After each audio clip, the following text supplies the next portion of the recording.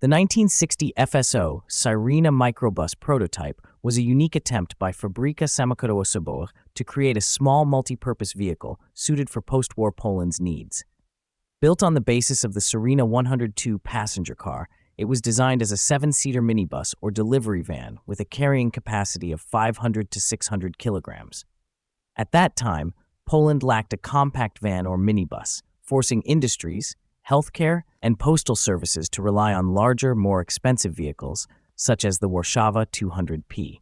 The project began in 1957 under chief designer Charles Aimé Pionnier, with significant contributions from young engineer Stanisław Łukasiewicz and other specialists.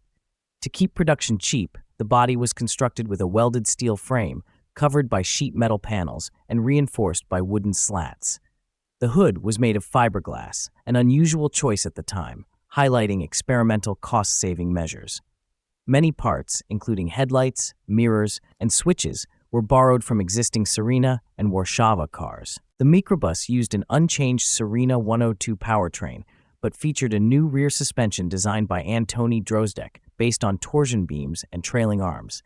This allowed a flat floor and flexible seating, making the prototype highly practical.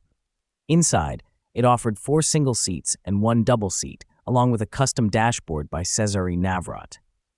Testing in 1960 showed the car handled well, but Polish-made 5.25 by 16 tires could not support the full passenger load. Despite its promise, the Mikrobus never entered production.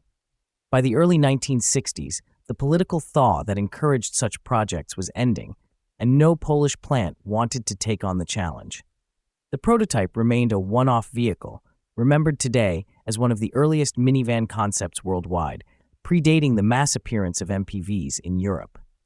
Although it did not reach serial production, the FSO Syrena Mikrobus demonstrates Poland's innovative automotive engineering of the late 1950s and early 1960s. It remains a rare piece of automotive history, admired by enthusiasts as a missed opportunity that could have placed Poland among the pioneers of the European minivan market.